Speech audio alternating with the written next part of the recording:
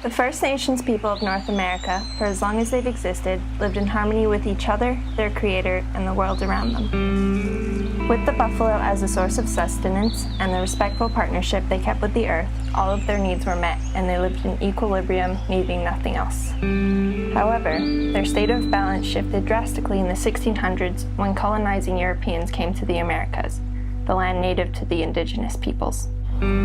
So the way in which the Americas have developed is built on a history of genocide. When the Europeans came to North America and met with the indigenous people, and when they met, there was supposed to be a partnership and a mutually beneficial relationship. At first, the two cultures had a reciprocal relationship, exchanging tools and new methodologies for furs and ways of living. Most of all, this exchange of knowledge kept the foreign Europeans alive on the new land. The influx of Europeans hunted the buffalo to near extinction. The Aboriginals recognized that times were changing, and it was in their best interest to sign treaties with the Canadian government. Their intent was to share the land, but that was not the intent of the Europeans. However, once the treaties had been signed, the Indian Act was instilled and immigrating settlers came flooding into Western Canada. The colonization that's occurred has not only been genocidal in terms of killing so many people, but it's also destroyed an entire history, an entire culture and traditions, and so many of those have been erased now. Spiritual practices such as the sweat lodge and potlatch ceremonies were outlawed, and children were sent to residential schools, a system of assimilation with effects which can still be seen to this day. In the 1901 census, many of my relatives described their mother tongue as Cree. However, just one generation later, they were hiding their heritage and denying their Aboriginal roots. Recovery is possible, but must start with awareness and acknowledgement of the past and reintroduce what has been erased.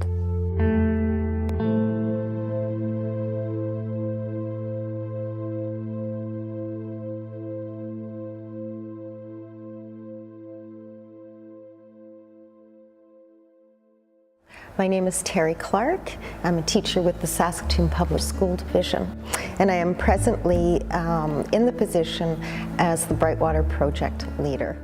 Brightwater is a land-based program that is supported by our school division, and we've been out here for the last 25 years providing unique hands-on learning experiences for our students on the land. The idea is that coming out to Brightwater provides students with a chance to actually spend some time on the land, possibly learning about the ecology of the area, but also learning about the land from Indigenous perspectives. My name's Annalise, and I teach EcoQuest with the Saskatoon Public School Division. Brightwater is a place where students who are First Nations, Métis, are able to come here and to learn in a bit more of a context for which their ancestors have normally taught. So it's quite an opportunity for all of the students in Saskatoon. The more ways that we can present or provide students with ways of understanding their land, there's a better chance they will relate to it and make some of those meaningful connections. My name's Ben Guest. I'm 14 years old. Hi, I'm Emma. I'm 12. Brightwater to me is a very beautiful place. It's a place full of nature. You don't see much places like this in the city. It has a lot of First Nations history. It's a really important place where society, like our society, the British meets with the Indigenous people here. This is a very important place, and it should remain sacred and to remain the wonderful beauties that it is. Hi, my name's Christina. I'm 15 and I'm in grade 11 at Evan Hardy Collegiate.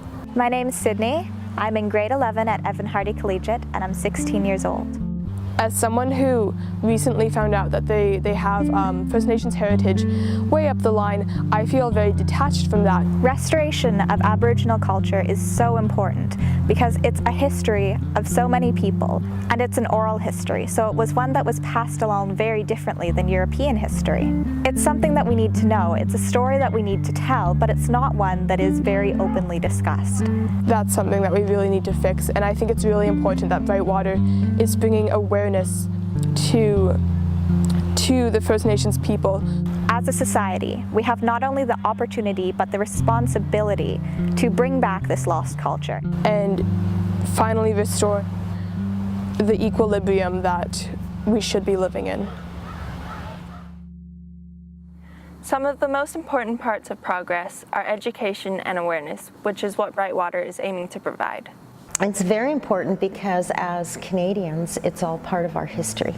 When we talk about history, typically from those of us from European heritage, to learn about our history might go to those countries, whereas to learn about First Nations history, you need to be on this continent. You need to be in this country. So it is part of our history, and so therefore very important to all of us, because it does shape who we all are. With First Nations, there's the 7 sacred teachings. It's all story-based, so the students, I think, they're interesting to teach when you're able to attach a story to it. So when I think about being able to teach in an inner city school last year with 90% First Nations students, that's completely impacted how I tell a story of what I want to teach these students, which are majority white. Because of colonization, society has changed drastically, especially for Indigenous peoples. Right now, I'm hoping Canada will finally make amends and try to do their best to accept what they've done and try to give back to the First Nations and Indigenous community. I think it's pretty important to figure out what is an appropriate process for reconciliation. I've experienced from teaching experience the implications of a complete cultural genocide. You can see how 4 generations of this has a severe negative impact, and how there's a lot of knowledge that's been lost that is so incredible, and just how students can feel like they don't belong. If you look at like the basic needs of life, belonging is one of them. And this is First Nations land, and it's Treaty 6 land, and that's not going to change. So it needs to go back to having some respect for where we are, and I mean the people who've been colonizing this land, because that was the agreement in the beginning, so you can't take back what you've agreed to.